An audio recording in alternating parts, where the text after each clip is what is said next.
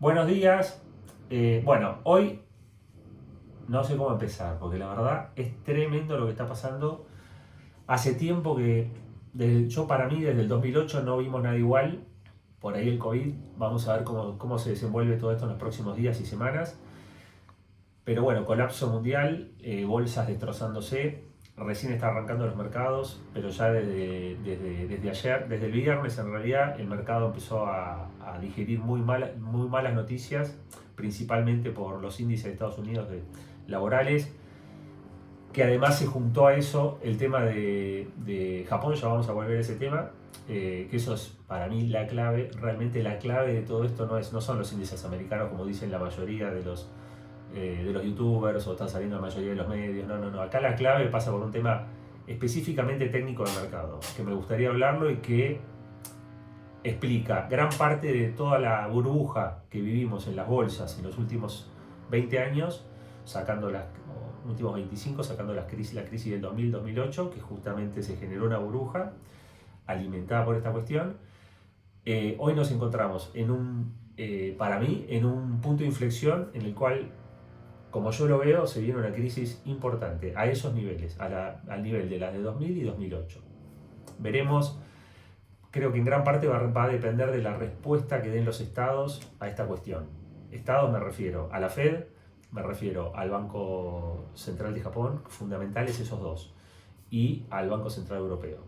El Bank of Japan sería en realidad y el Banco Central Europeo. Eh, Me parece que ahí se va a jugar el partido de cómo termina, si esta cuestión no pasa a mayores y simplemente es un gran susto donde nos vamos a acordar de un lunes negro, otro famoso lunes negro como fue en su momento el de los 20 o el del 87, porque hoy yo la verdad no vi todavía la apertura de las bolsas, pero en el pre-market, porque estuve con cosas, pero el pre-market estaba todas las tecnológicas estaban 10% abajo, las Big 7, todas 10%, 11, 12% abajo. Hablo de Amazon, Tesla, Microsoft, Google, bueno, todas, Apple, todas más del 10% abajo. Con lo cual uno puede presuponer ya que esto se encamina por lo menos a un 6-7% de corrección en el índice tecnológico, en el promedio del índice tecnológico. Vamos a ver vamos a ver cómo se desenvuelve el día, si aparecen manos compradoras fuertes ahí, o si esto termina muy debilitado y se profundiza, dejando muy mal la cuestión para el día de mañana. Tenemos varios temas para hablar. A ver, vamos a tratar de tocar por arriba todos los temas y después en todo caso haré otros videos profundizando específicamente en cada tema. Pero, ¿qué va a pasar con la economía mundial en base a esto? Va a depender un poco en los interrogantes que acabo de comentar. ¿Qué va a pasar en Argentina? ¿Nos va a pegar o no nos va a pegar? Específicamente en el rubro en el cual yo trabajo, el rubro inmobiliario, ¿qué va a pasar? El real estate, ¿cómo va a seguir? Que venía de una recomposición y de un momento o de un timing muy bueno de mercado donde venía levantando las escrituras, venía levantando los precios, venía levantando la demanda y venía achicándose la oferta. ¿Va a seguir eso así? ¿No va a seguir así? En todo caso, ¿qué alternativas de inversión surgen en Argentina interesantes para hacer en el corto, mediano y largo plazo? Y lo mismo en el exterior, afuera. ¿Cómo va a seguir todo esto? ¿Qué va a pasar? ¿Qué estamos viendo? Voy a contar por arriba un poco las temáticas que para mí los drivers que están haciendo que hoy tengamos el día que tenemos. Básicamente, esto para mí arranca ya desde el año 2000, con la crisis del Nasdaq. Ahí se generó una gran burbuja. Cuando se generan burbujas, después hay que ver cómo responde el mercado y cómo responden las instituciones, los gobiernos a estas burbujas. Desde aquel entonces hasta ahora, ya llevamos 25 años, casi 24 años, siempre se solucionó con liquidez. Básicamente, ¿qué es liquidez? Bajar las tasas de interés en Estados Unidos y que el gobierno inyecte o imprima plata. Eso genera problemas a futuro, claramente. O sea, los problemas no se solucionan con liquidez. Lo vimos en Argentina. No se soluciona imprimiendo plata nada más y bajando las tasas de interés. Porque eso lo que te genera es otro problema por otro lado. Lo vimos muy claro con el tema del COVID, donde se imprimió demasiado dinero o se imprimió lo que se consideró en ese momento necesario para sacar el mundo de la recesión y que generó una terrible inflación. Cuando volvimos a un mundo más normal, esa cantidad de dinero circulante hizo que la inflación se dispare y además el COVID en sí mismo retrajo la oferta, con lo cual nos encontramos con una cantidad circulante de dinero muy grande y una producción de bienes retraída o sin capacidad para reaccionar a esa demanda. Entonces, ¿cómo termina todo? En una terrible inflación. Bueno, se empezó a hacer todo para combatir esa inflación, va todo. Todo hubiese sido dejar de imprimir dinero en Estados Unidos. Eso no pasó. Con lo cual, la deuda en Estados Unidos es astronómica.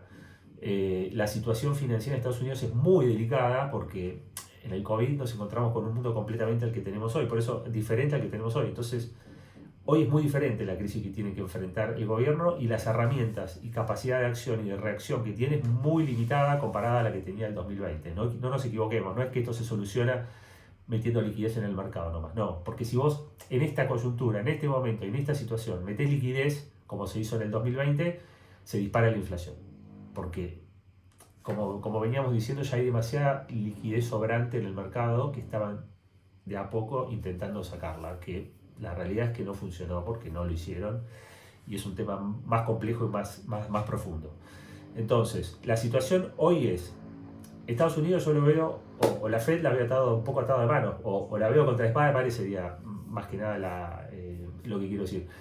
¿Por qué? Porque eventualmente, ¿qué hace? Si baja las tasas de interés, rápido se le dispara la inflación, o se le va a complicar el tema inflacionario y por supuesto que no van a llegar a los objetivos del 2% mensual, que es lo que quieren hacer. Si se le dispara la inflación, se profundiza primero la recesión y además se complica, todo el mundo financiero, los bancos se les va a complicar mucho, bueno, va a haber mucha complicación a nivel financiero en un mundo que para mí está entrando en recesión, que es lo que se empezó a ver con los índices del viernes.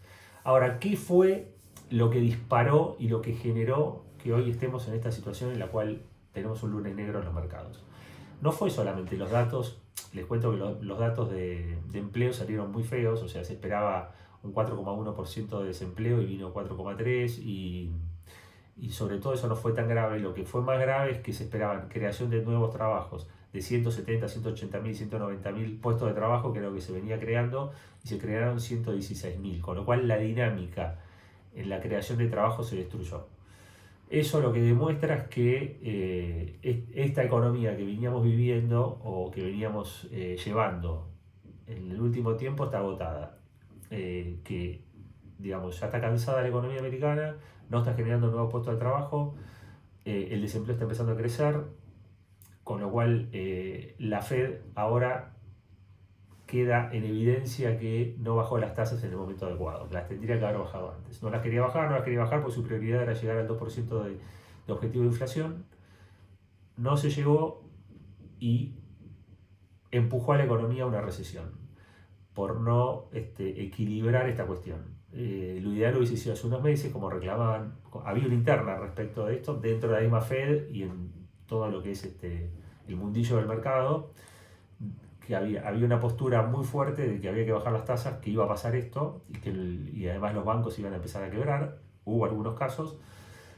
Y por otro lado estaba la Fed y otros opinólogos, digamos, que decían que no, o economistas, o como lo quieran llamar, periodistas económicos y demás, que decían que estaba bien ir a una convergencia del 2% de inflación. Ese es un tema. El otro tema, que es para mí el desencadenante mayor de esta cuestión, el más técnico y el que realmente es el que mueve más los mercados, es que, me voy a remontar a los años 80 para que se entienda esto. Japón en los años 80 crecía a tasas del 8-10% anual, como era China hace 20 años. ¿Y qué pasó? En un momento, bueno, se empezó a tener problemas, entró entró en una situación en la cual el crecimiento se agotó, empezó a tener recesión, y entonces el Banco Japón fue bajando las tasas, hasta que en un momento empezó a pagar tasas negativas, o sea, directamente, o sea, no pagaba. Te pagaban plata por poner, o sea, si vos sacabas un préstamo te daban plata, era una cosa de locos. Y hace por lo menos 25 años que Japón tiene tasas negativas, o neutras, pongámosle neutras, cero. Bueno, ¿qué pasa con eso? Eso generó el carry trade. El carry trade es, básicamente vos te endeudás en yenes, o sea, vos te prestan la plata gratis, te endeudás en yenes y con esos yenes los cambiabas por dólares y comprabas bonos del tesoro o cualquier activo en Estados Unidos o en cualquier lugar del mundo que sea atractivo invertir. Como el lugar más atractivo para invertir es Estados Unidos en términos generales a nivel mundial, hay más o menos, se calcula que hay alrededor de 5 trillones de dólares dando vuelta en esta operatoria de carry trade. Es endeudarte en yenes a tasa nula y colocar ese dinero en Estados Unidos. Fíjense lo que pasó en los últimos 20 años. O sea, la bolsa de Estados Unidos no paró de subir, los activos en Estados Unidos como el real estate y demás no pararon de subir. Cualquier bono que compraras te daba un 4% de renta contra cero que pediste tu préstamo. O sea que si hacías lo más conservador le ganabas un 4% en dólares. Más la diferencia de cambio, porque el dólar subía contra el yen. O sea que era un negocio redondo. Y esto lo hicieron durante décadas. El Banco de Japón, a raíz de que toda esta operatoria y demás estaba destruyendo su moneda, o sea, la estaba devaluando continuamente, decidió patear el tablero y empezó a subir la tasa abruptamente, sin aviso y en forma inesperada. Esto lo que provocó automáticamente es una valorización del yen por expectativas muy fuerte en 2 días, sobre todo desde que tomaron la medida. Y además la expectativa futura del desarme de posiciones. Entonces, como el mercado se adelanta y es tanto el dinero involucrado en esta operatoria, básicamente ¿cuál sería la dinámica? Que todas las posiciones tomadas mediante palanca financiera o endeudamiento en una relación que se mantuvo durante 30 años se está dando vuelta. ¿Por qué? Porque la moneda que se devaluó ahora se aprecia. Entonces ahora pierdo dinero, porque después cuando tengo que volver al yen para devolver el préstamo, resulta que el yen subió una barbaridad.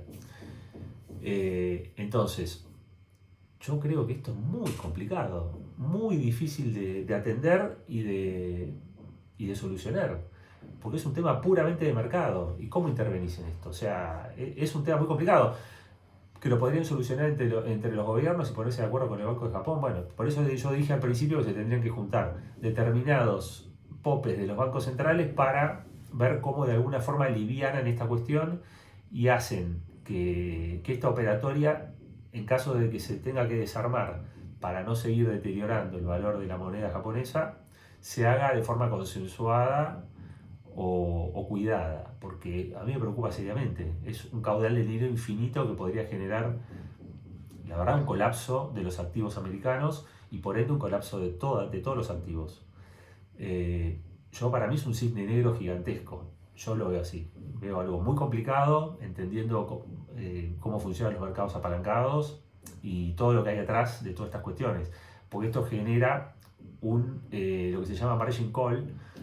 Todos los que tienen posiciones lo llaman para que cubran posiciones, porque en general la gente que opera en el mercado financiero, la mayoría está apalancada, no, o sea, usa crédito barato para tener más posición.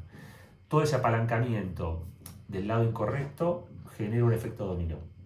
Bueno, ¿esto cómo podría repercutir en Argentina? No lo quiero hacer más largo, pero para que se den una idea. ¿Esto cómo repercutiría en Argentina? Claramente nosotros estamos en un momento, lamentablemente, bisagra, nos cae en un momento muy complicado en el cual no tenemos reservas, no tenemos crédito internacional debido a que tenemos cepo, a que no tenemos reservas, a que todavía hay muchas cuestiones por resolver y demás, con lo cual hoy, por lo menos formalmente que se sepa en el mercado, no hay nada acordado de financiamiento. El famoso vivir con lo nuestro, bueno, lo bueno es que no tenemos déficit fiscal, con lo cual no hay que financiar un déficit. Pero si hay miedo, automáticamente la gente cuando hay miedo compra dólares.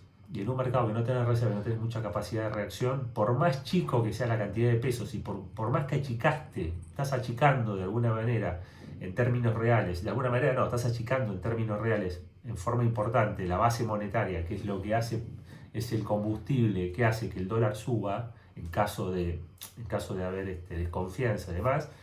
A pesar de todo eso, al no haber reservas, no hay capacidad de respuesta. Entonces, ojo con esto porque puede haber algún cimbronazo por el lado del dólar y después, a mediano plazo, si la crisis es la que yo vislumbro que es, se va a cerrar el mercado de crédito internacional porque va a haber sequía, va a haber falta de liquidez, todos se van a sentar arriba de su plata. Porque bueno, como expliqué, se están desarmando posiciones, todas apalancadas, va a haber grandísimas pérdidas.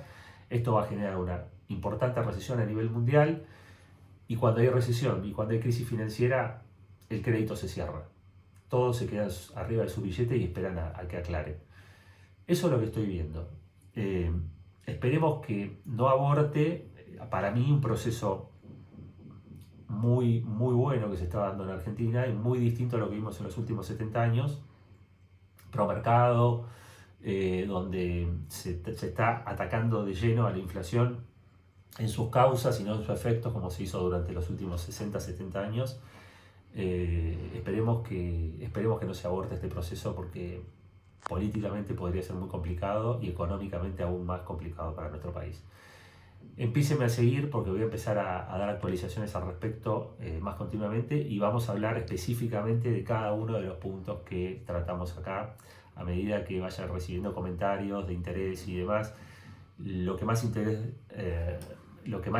resulte en la gente y en lo que me escriban es donde más énfasis voy a poner en conversar sobre esas cuestiones. Les mando un saludo, que tengan buen día y esperemos que no sea tan grave como lo que yo estoy viendo. Gracias.